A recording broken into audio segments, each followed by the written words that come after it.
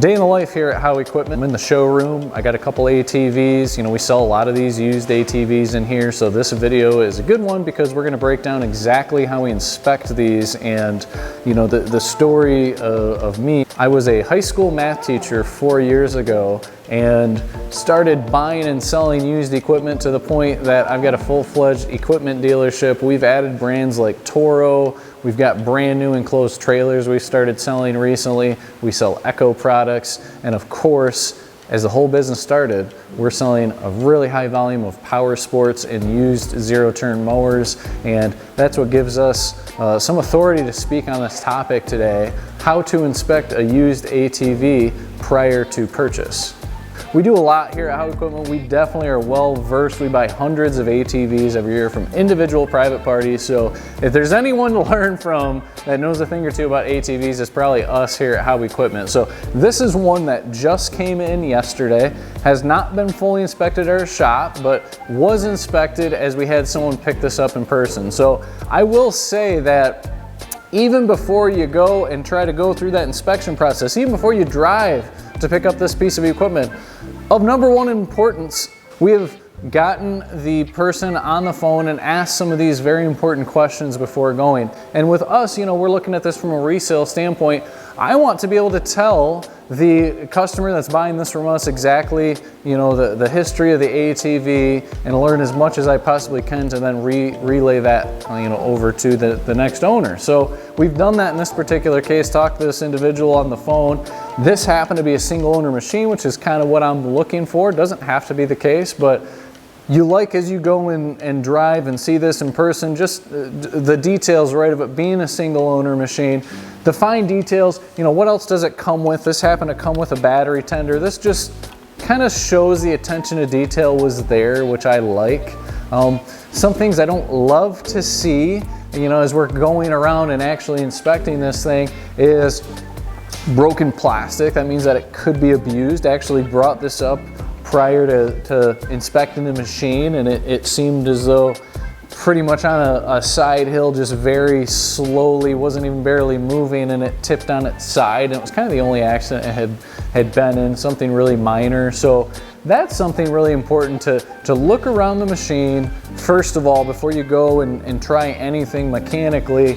And ATV plastics can get very expensive. I've seen pieces of plastic like this that can cost upwards of $400 or $500, which seems absurd. This particular piece on this Honda Foreman that we've got here is actually a little over $80, or maybe around $100 for this part. So to me, this is worth replacing. It's something we'll do before it goes and leaves the shop. So once you go and you see this thing in person, don't just start it up and start driving around. Look around the machine, which is what I'm doing here. So I'm looking at things, you know, like broken plastic pieces. I'm going all around the machine, and I'm looking at the tires that are out in the open. What is the tread on the tires? You can see on the front here, these are probably on the slightly lower side, maybe around 50%. The back seem to have even better tread. I'd say there's still plenty of life left on these tires here. As I continue around this machine, I am looking at things like the CV boots. And so in the rear of the machine, this happens to be an independent rear suspension machine.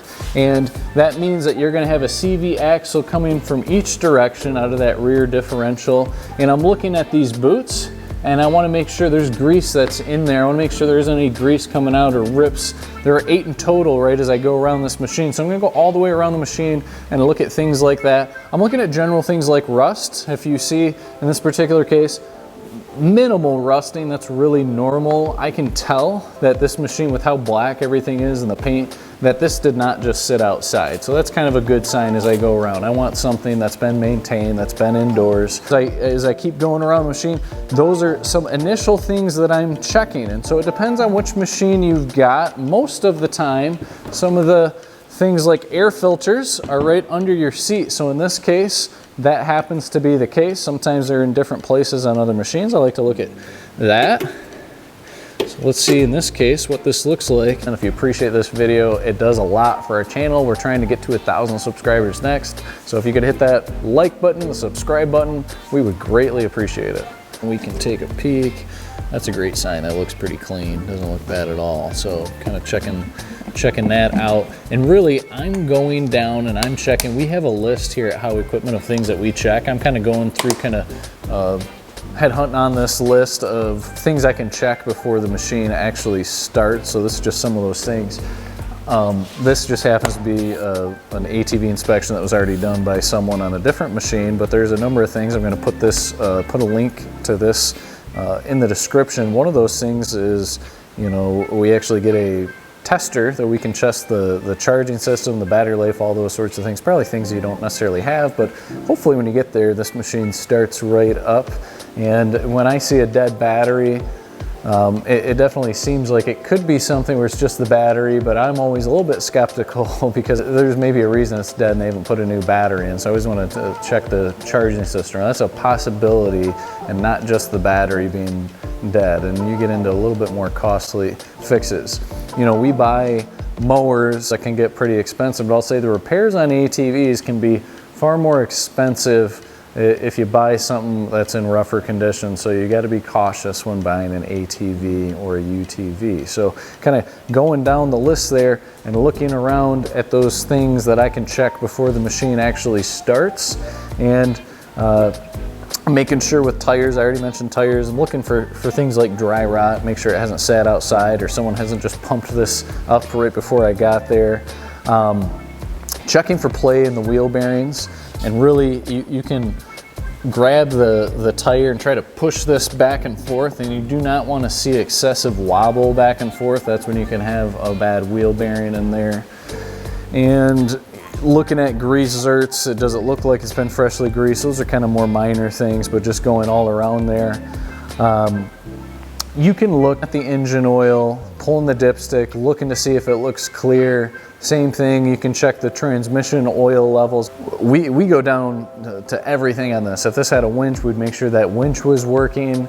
I want to actually make sure that the lights are working. So in this case, I've just turned it on, and I can see all the lights coming on in this particular case. If I'm with someone, I can check and I can see that the tail light for the brake light there is working.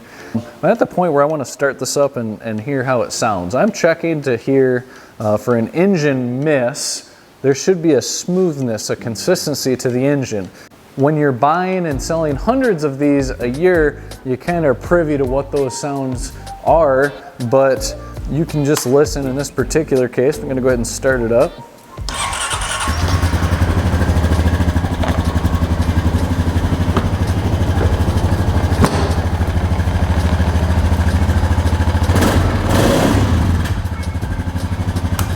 So there's a smoothness to this that I like. We would get this out, drive around as well, and just kind of make sure in top and low end you're getting the consistency of sounds. One thing that I really don't see a whole lot of people talking about is making sure the four-wheel drive system works. So if you're with a buddy, if you're with someone else, one really quick way to test this out is you can put the machine in four-wheel drive and someone can just lift the rear end off the ground, which you got to be fairly strong to pick that up and do that. So if you don't have the strength to be able to pick up the rear end, then you can actually bring a jack, which is what I'm going to do because I'm here by myself trying to show you this, and you can make sure that the four-wheel drive system is working. Two-wheel drive is going to be engaging the rear.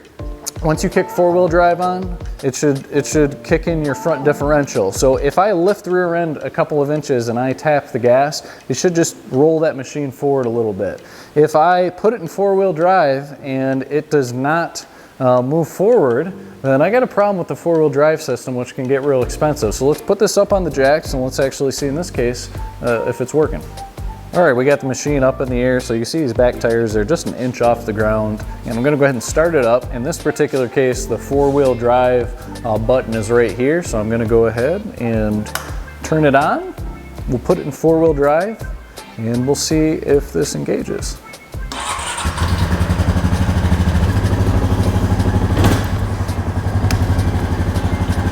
So it did, which is great.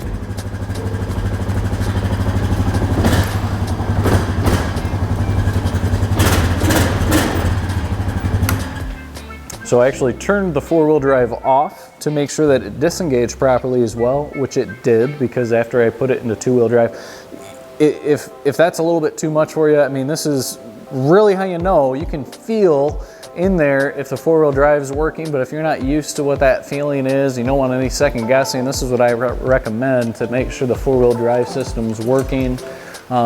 You know, you can look, like in this case, if I actually turn this on, if I click and engage this to four-wheel drive, there is, when I have this running, an indicator that tells you if you're in four-wheel drive and if that's working the way that it should. So I'll turn it on. You guys can see on the screen that that's actually engaging. So you see right there, the four-wheel drive indicator is coming on. So everything seems to be working well in that regard. And when that was running, I was listening for the consistency sound I had talked about. And there are other things on here when you're driving the machine around. Make sure all your brakes are working like they should. Sometimes there's a foot brake that you can check. Make sure that all the brakes are working.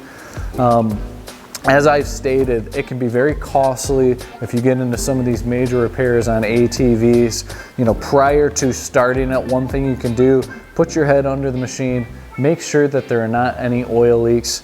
It's rare on an ATV for there to be leaks like that, but it can be really costly if you see something. Another thing, when you're driving this around, you're giving it gas, you can check to see if there's excessive smoke coming from the rear end.